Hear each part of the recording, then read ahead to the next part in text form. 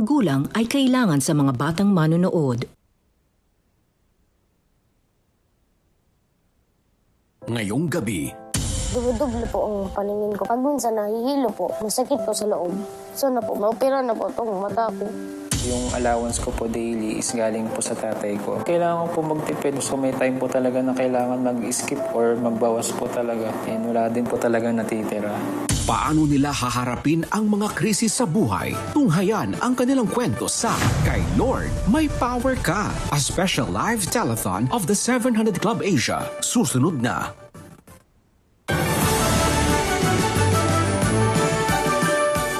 Feeling drained sa dami ng problema? Wala nang natitirang lakas para lumaban? Kapag hindi mo na kaya, May tutulong sa'yo para magpatuloy dahil Kay Lord, may power ka. Welcome sa Day 3 ng special live telethon ng The 700 Club Asia. Live ang special telecast na to sa GMA at sabay na napapanood sa cbnasia.org/live-tv, Facebook page at YouTube channel ng The 700 Club Asia. Kaya naman, ishare na ang live stream gamit ang hashtag Kay Lord, May Power Ka. Mula nung Lunes, ang inyong mga donasyon ay umabot na sa 720,425 pesos. Ang kabutihan at pagtulong na inyong ipinapakita ay nagbibigay lunas, pag-asa at lakas sa mga kababayan nating nahihirapan.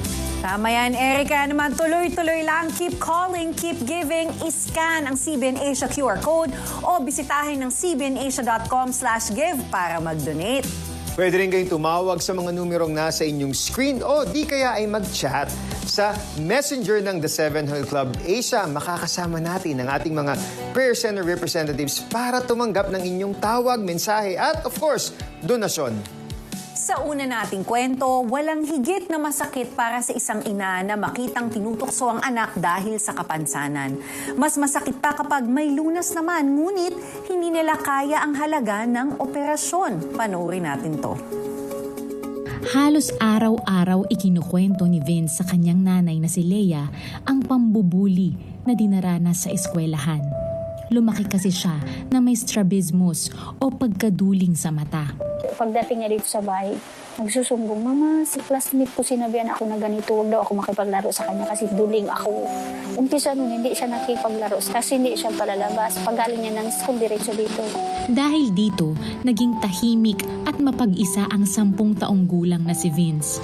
Dagdag pa sa pasanin niya ang paglabo ng paningin. Hindi ko po ginagalaw. So, ito, hindi ko po ginagalaw. Duble po ang paningin ko pag minsan nahihilo po. Masakit po. Masakit po sa loob. Sana po maopera na po itong mata po.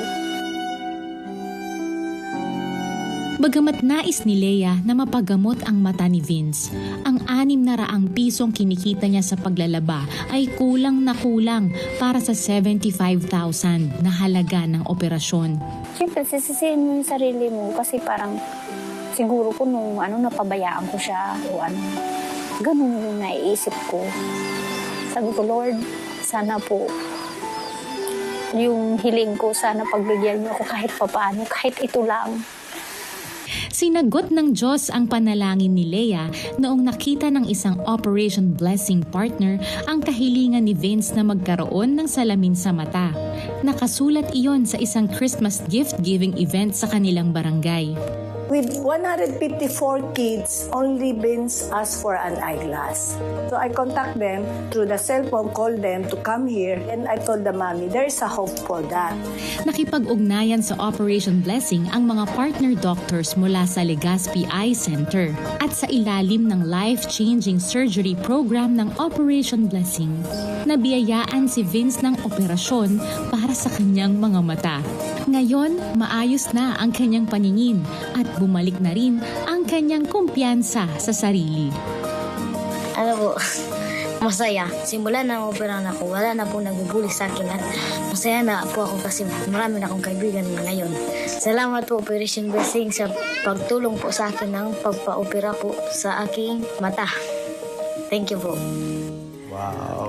Patrick, grabe naman yung ngiti ni Vince after. Talagang it really changed his life, no? Yes. At ilan lang yan sa maraming ngiti ng bata at pamilya na natutulungan. Isipin ninyo, isang batang araw-araw na tinutokso dahil sa kanyang kondisyon, ngunit dahil may mga taong nagmamalasakit, nagkaroon si Vince ng kumpiyansa sa sarili at naging mas malinaw pa ang kanyang paningin.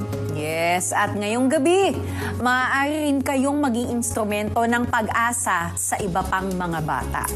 Ang life-changing surgery ay bahagi ng health and medical program ng Operation Blessing. Through this, we're able to bring vital medical services to our kababayans who have little or no access to healthcare.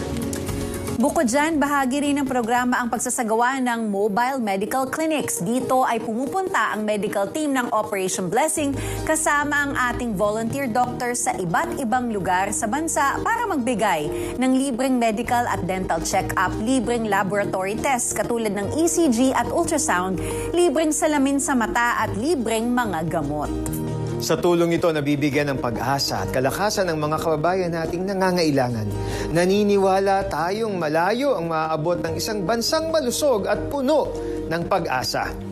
Patuloy nating magagawa yan sa tulong ng inyong suporta. Your donation can change the lives of children and families in need.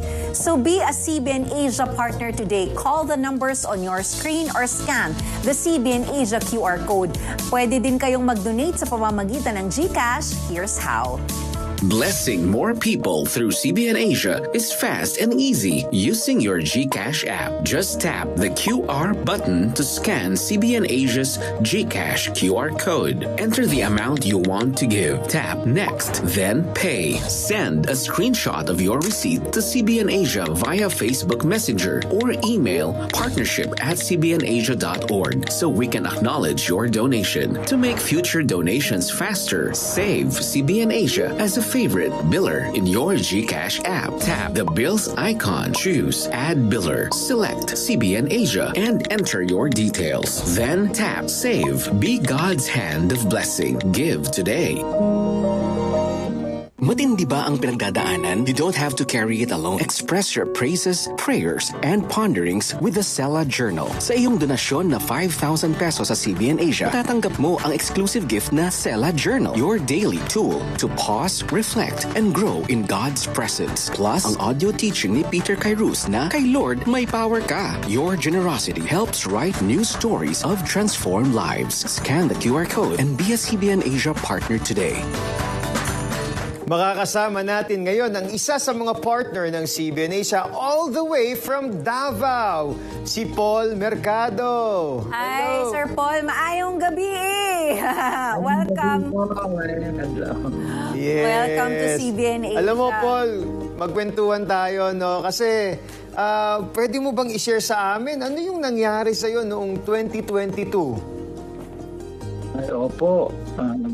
Gawa po ng pandemic noon. Nawalan po ako ng negosyo. Nagkaroon po ako ng depression at nalulung sa alak. Sanhi po ng aking pagkakasakit. Na-diagnose po ako liver cirrhosis. Nawalan po ako ng pag-asa noon. Pero naisip ko, paano ng pamilya ko pag nawala ako?